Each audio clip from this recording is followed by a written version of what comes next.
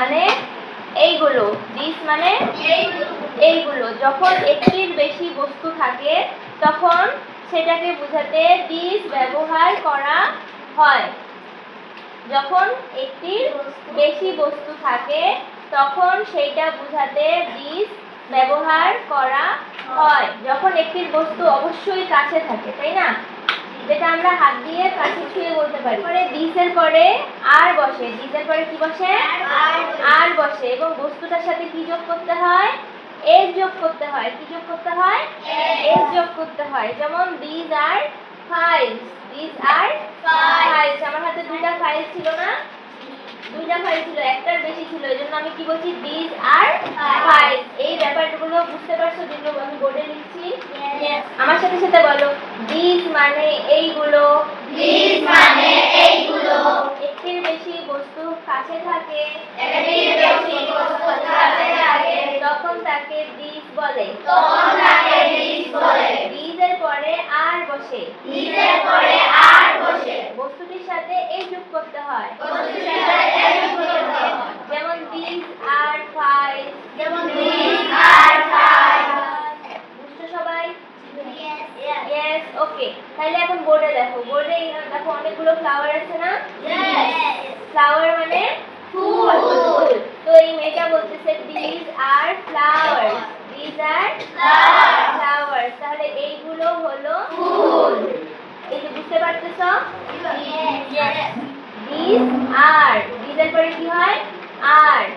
এখন এই মেয়েটার হাতে হলো বই, দেখতে পাচ্ছো? তো দিসের পরে কি বসে, আর বসে, আর যে বস্তুটা থাকে সেটার সাথে কি যোগ করতে হয়, এস যোগ করতে হয়। তাহলে দিস আর বুক, দিস আর বুক। তাহলে বাংলায় বলি এইগুলো,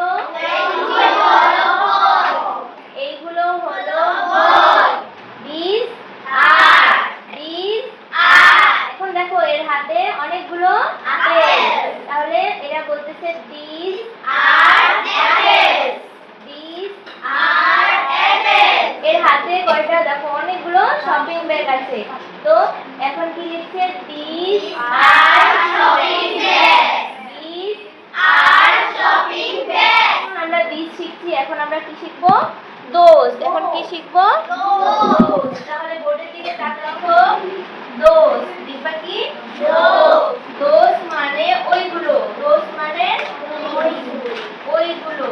যখন একটির বেশি বস্তু দূরে থাকে তখন সেই বস্তুটাকে বোঝাতে দোজ ব্যবহার করা হয়। দোজের পরে আর বসে, দোজের পরেও আর বসে, এবং বস্তুর সাথে এই যুক্ত করতে হয়। যেমন দোজ আর ফাইলস, ওইগুলো হলো ফাইল।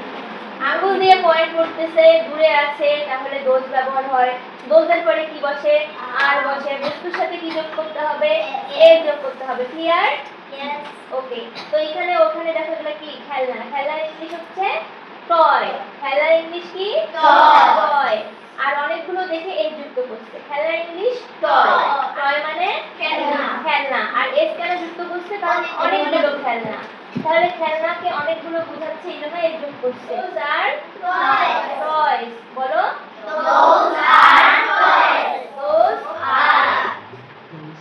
এখানে কি একটা কার না অনেকগুলো কার, অনেকগুলো কার, এজন্য এর যুক্ত করছে। Those are cars, those are cars. একসাথে, those are cars, those are cars, those are plants, those are plants. এবার শোনো, তো প্লান্টস মানে প্লান্ট মানে হচ্ছে চারা গাছ। এখানে তো বড় গাছ নাই, ছোট ছোট গাছ না, ওগুলা ছোট গাছ কি বলে, চারা বলে, গাছের চারা বলে।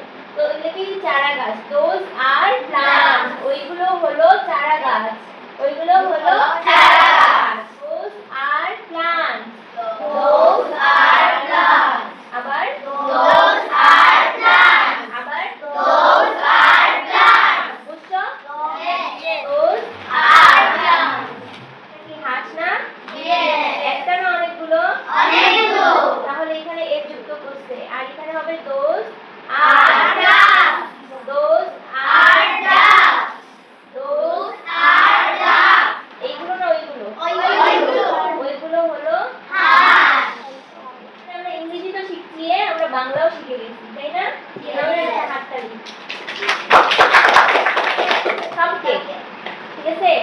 কাপ কেক, কারণ এটা কাপের মতো কেক করলো, তাই না? কাপের মধ্যে কেক আছে, এই জন্য কাপ কেক।